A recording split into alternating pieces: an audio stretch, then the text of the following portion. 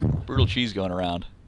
To be honest, as we saw, I don't know if you watched, but in the MLG finals, Life vs. Flash Game 3 on Akalon Wastes, we did see that Life was able to hide Lings on the high ground beside the natural. So Parzival could very well do the same with some barracks. We could also see Parzival try to utilize. I've talked to both players before the games. He believes that he can play with more multitasking than Saidin. So he may try to utilize multi-pronged drops in a more macro-style game to beat his opponent just with sheer APM and multitasking. That is, if you look at Gumiho for example, that is how he wins his games in the GSL. He will attack you in 20 different places, and you just cannot keep up, even if he can't keep up entirely with himself. So, gonna do the introductions. This is the ace match, the final match, the game that decides everything for the Diamond Bracket. Our Teal Terran in the top left, Heartland Hitman's Parzival, and in the bottom right, our Red Terran, Heartland Hitman's Saidin. Alright, I can imagine that we might see cheese, but after the last few games, and this game being so... just this is it, this is the last game. Yeah, this is all or nothing. It's for the glory. For the glory. And the game that we did cast of Saidin and Parzival before, that was much more of a macro game, and Saidin did end up winning that. And This is true. that was actually, Parzival was not using all that multitasking APM that you were talking about. He was just going more for a brute force, Hellions with Banshees and a couple Marines. And Saidin was took the win with a superior economy. Okay, so we will see an early gas with the barracks. The barracks very slightly but not significantly delayed for Parzival compared to Saidin. Saidin will also take a gas. His gas will go down slightly faster as well. Parzival will not scout, so he's going to be playing this game blind until this scout gets across the map. So Saidin will have a little bit earlier read and potentially know a little more about what's going on. And he is probably very relieved to see that barracks. Though, after what he did on Belshire Vestige, he might not feel entirely safe. This is true. It'll be interesting. I wonder, does Parzival... And Parzival just scouted. He has this rally just to scout. And we do see a second barracks come down from Saidin. This is very typical. We're going to see a straight-up game. Yeah.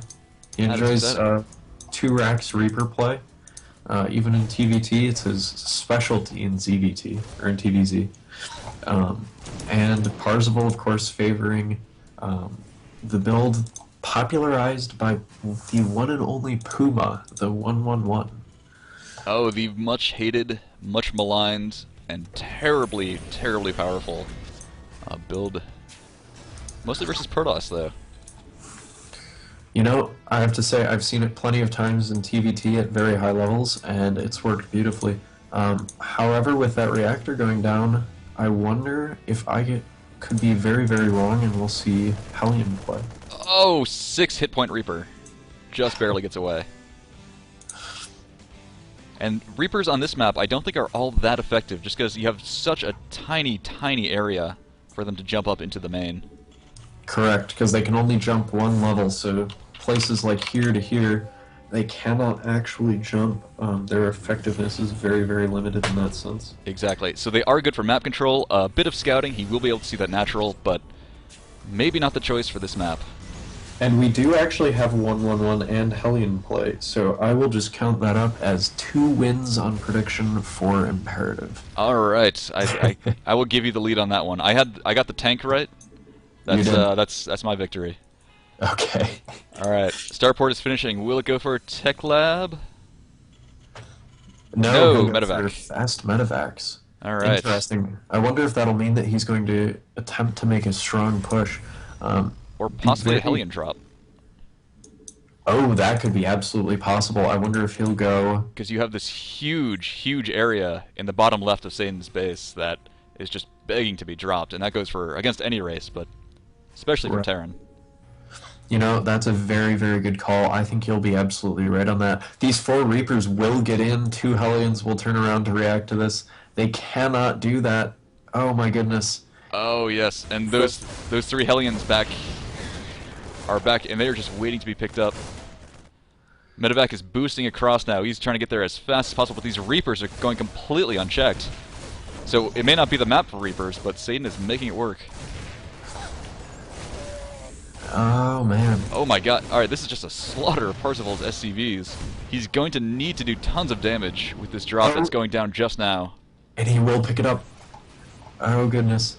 Okay. Saidin doesn't see that any of this is happening. No, he's completely in the dark there. Alright, the Reapers are starting to... Nope, 2 Reapers still remain.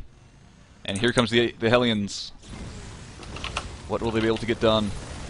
Okay, keep in mind... Oh, lots of Marines back at home. All the SCVs down. He needs to do a ton of damage here for this to be worth it. He needs this micro. Oh man. Oh, he ran right back into it. He lost everything in that drop. Oh, man. And now he is at almost half the supply of Saidin. Yeah, and he has less than half of the SCVs. He's 15 behind. He's on the 13 to 28. He needs to take some kind of an advantage back as some ridiculous risks needs to pay off very soon, because Saidin now has his expansion up and running, and all Parzival has is a couple Hellions and a lot of lost units. He does have a Banshee with Cloak coming out, so this is going to be his gambit. Okay, so if this can get done, get some work done, there is an engineering bay in production for Saidin, so it'll be interesting to see if he builds that missile tower preemptively, or if it will come later and force a scan.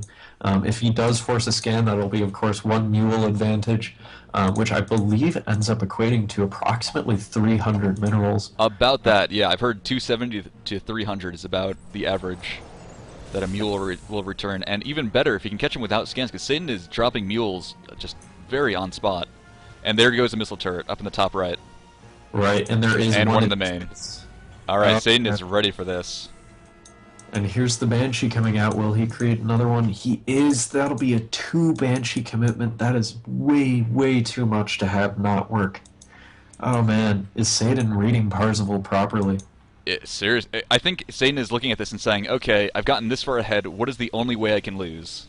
And pretty much just a Cloak Banshee. Okay, I won't have to worry about that anymore. And everything else that comes at him, including a ton of Hellions, which are going to run up right into, actually, a very closely clustered pack of Marines. Oh no, he'll see the Banshee. Not only will he see... Oh, man. Oh, the Banshee's getting destroyed. Yep, missile turret takes out the Banshee. Ooh, that is more loss than Parzival can handle. He needs to do some damage here, but the question is, has this much, much stronger economy of Saidin already put him at too much of an advantage for Parzival to overcome? I think it has. The supply advantage is just ridiculous. Stim is about to finish for Saidin, and if that finishes, I think that will seal it. Yes, and we also have combat shields up, not to be understated. That will allow... Excuse me, that will allow for 5 hits to be from those Hellions to kill any given Marine. Also, 2 hits from a tank as opposed to 1 and some splash. And here he goes, Stim down. He is going for it. He needs to take that up before the splash is done, and he should... Oh, goodness. Parzival will clean this up. Oh my... What? An improper stim. He stimmed into a Oh my god.